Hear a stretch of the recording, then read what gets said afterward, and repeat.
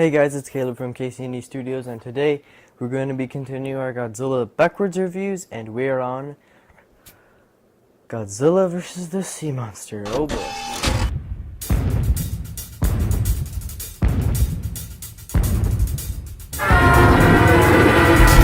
Oh boy. So, yeah, pretty interesting thing. I just finished watching it, or finished isn't the right word, because literally as I was watching it, I just quit because it was just so not good. It's not just that it was not good, it was that it was boring. And I was just like, nope, I ain't doing this. I'm done with I'm done with watching the horrible Godzilla movies. So yes, before we start this video, I'm gonna say that I've been getting a request that I be a little more animated and stuff because it's not as interesting. So yeah, just wanted to point that out. I will be more animated in the future, starting now. So yes, the story goes, there's this guy, and his brother is a sailor. So the sailor went out to shore or something, and he got lost, and his brother didn't know where he was. And this priest lady, she was praying about it or something, and blah blah blah Buddhist stuff. And she says that, oh, he's still alive, and it's like, okay.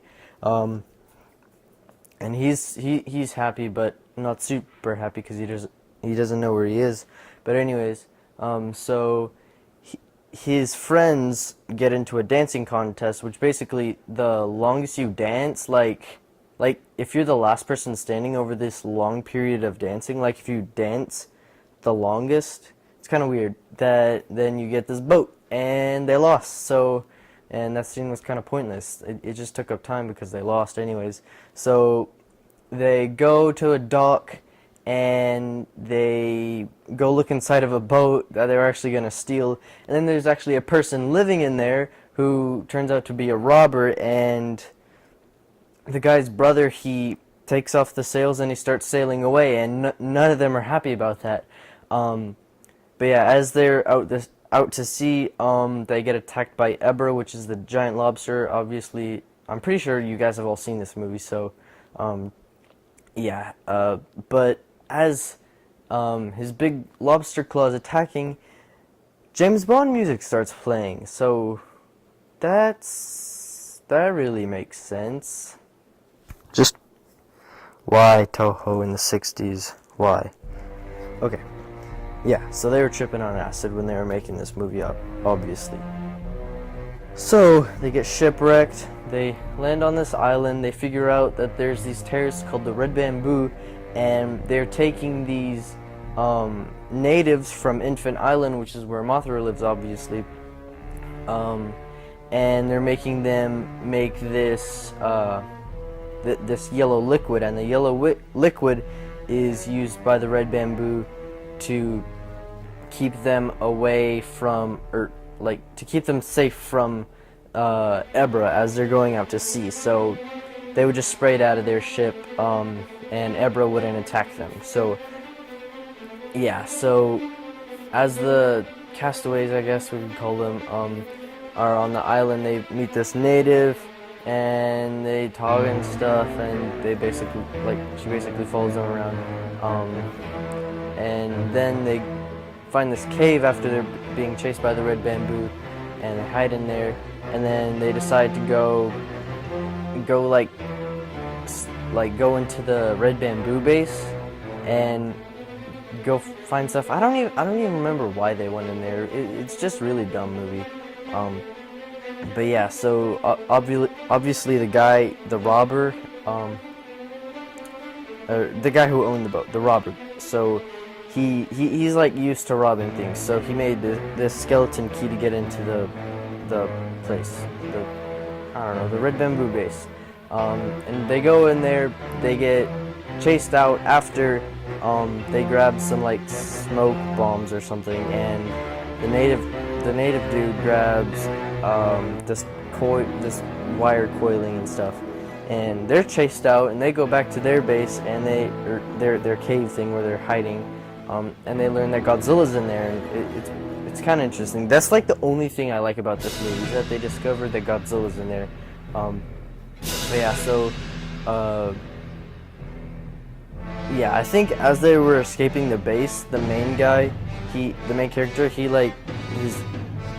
like foot gets strapped onto a weather balloon somehow, and he floats away to Infant Island, and he finds his brother, and his brother and him goes back to the island, and meanwhile, the people that are left on the island, they find, sorry, they wake up Godzilla using that wire coiling that the native girl found, and they used it to shock Godzilla as there was a lightning storm. So Godzilla comes out, and at this point you're like more than halfway through the movie, and Godzilla finally shows up. I literally forgot this was a Godzilla movie, and I was just sitting there like this and I'm all bored and stuff. And this movie really sucks. It's really boring.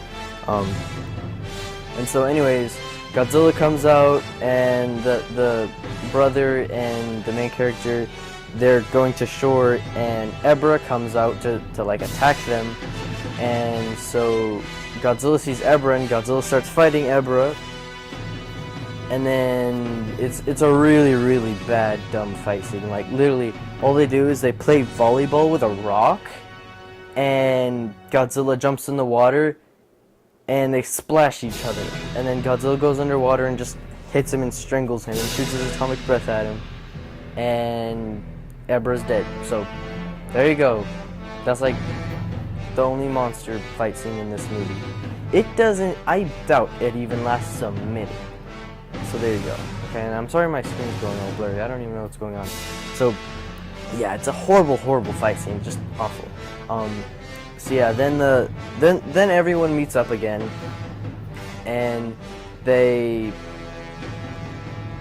Okay, so I'm kind of forgetting what's going on, but yeah, so Godzilla, he goes and he's walking around the island and stuff, and he gets attacked by this bird, which is another horrible fight scene. And all he's doing is just pecking on his face, and it's the worst Godzilla fight scene ever, actually. It's worse than the Ebra fight scene. So yeah, it's just random, and the bird thing isn't even a nuisance. It's just dumb. Like, it's random, dumb, and horrible. Anyways, after that, some of the Red Bamboo, I guess, they send their jets over to Godzilla, and the jets fight Godzilla, and that's the only good fight scene in this movie, if you call it that. So the only good match for Godzilla, or good fight scene in general, was the jets. And even then it's stupid, because Godzilla's dancing around and stuff. Like literally he's going like... And it's horrible. I actually kind of used to like this movie, just because I liked the island adventure part of it. But, like, I liked it a little bit, not that much. But yeah, so... anyways, the people on the island, they make this net, and Mothra goes to the island, but before that, Godzilla, he goes and he attacks the Red Bamboo base, and that's actually where I stopped the movie, and I just stopped watching it, and I was really bored at that point of this movie. And I was just like, nope, I'm not going to waste any more time. I just want to get this review done so we can move on to bigger and better things, because I really hate this movie.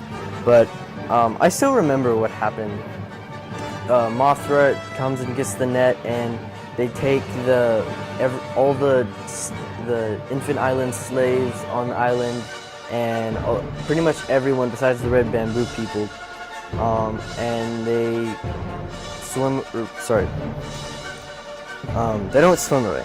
Basically what happens is, before that, the robber guy, he like sets off a self-destruct button, and then they get off of the island with all the people in it, in the net, and Mothra's flying away, and Godzilla is jumping off the island. So yes, that's the movie, and it's basically the end from there. This movie's just horrible. So let's get to the cons. The music, how they ripped off James Bond, no, just no. And the music in general is just horrible. The characters are dumb. The fight scenes are horrible.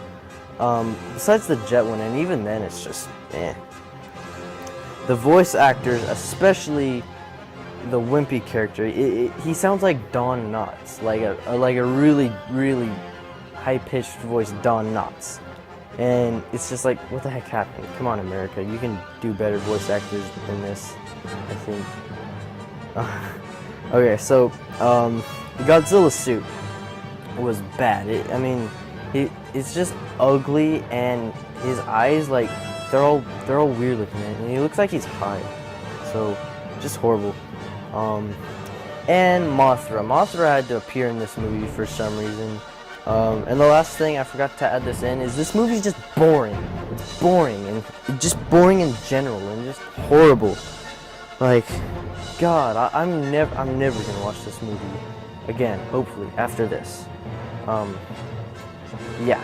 So, the only reason I'd watch it again is for my reviews, or just to make fun of this movie. So, yeah. So now let's get on to the pros. So yes, I only have like 3 pros. So Akira Takarada is the robber in the movie, and he's the only good actor, decent actor, and everyone loves Akira Takarada. So another thing I kind of liked about it is the island adventure, but still it's kind of boring, you know. I mean, it feels like, if you guys have seen Swiss Family Robinson, it's basically about like this family is on a cruise and they cast away onto an island. This is kind of what it feels like, except they don't make a house in a tree and try to live there. But yeah, the Touhou in this time period, when they started trying to do, like, you know, islandy adventure movies, it's just not, it didn't work out. It didn't work out very well at all. The only good island is Monster Island. So yeah, obviously they did the whole island thing in the next movie, which is Son of Godzilla, and it's horrible too. So yeah. Also, the jet fighter scene and the scene where Godzilla's destroying the red bamboo base is the only cool parts in this movie. Another con I forgot to put in is that Godzilla's not in the movie enough. Just like, and he appears extremely late. Like the last third of the movie is when Godzilla appears. Like, you think 2014 was bad? This is horrible. Okay, so final thoughts. Like, at the beginning, it's kind of it's all right, and then once you start thinking about it for a while, you start to get really bored of the movie, and it just gets boring, and Godzilla's appearance isn't even like relevant or interesting, and it doesn't feel like a Godzilla movie either. It's just like Godzilla was just added in there. Now, Godzilla vs. Megalon is different because that movie's not that bad in my opinion, and there's an epic fight scene. And Jet Jaguar, of course, and Megalon and Gigan. That's a good Showa movie. I mean, like, compared to this, definitely. So, yeah, that's my final thoughts. Just horrible. If I was to give it a rating on a scale of 1 to 10, I'd give it a 1 or 2. So yeah, if there was a 0, maybe even that, but it's not that bad. It's not like Godzilla vs. Hedorah bad. So yeah, so it was somewhat entertaining, and yeah. So as always in my Godzilla reviews, I ask the question, would it be good remade? You know, if Toho or Legendary decided to just make a ton of movies, and like 15 or something, and they started, like, if they were to remake this movie, they would really be scraping the bottom of the barrel. Because, I mean, the idea of it isn't bad, but then again, it's not great to be reused in a sense. So yeah, I think that's all I have for you guys. I hope you guys have enjoyed the video. I didn't enjoy the movie. The movie was horrible. I didn't enjoy it. I was bored. I was horribly bored. So yeah, next we'll get to Invasion of the Astro Monster. So anyways, guys, I hope y'all enjoyed. Make sure to subscribe, like if you haven't, and leave a comment too. So yes, I'll be seeing you guys next time. Oh, also enjoy the thumbnails that I've been making. I finally figured out how to make thumbnails and add them. So yeah, be seeing you guys later. Bye bye.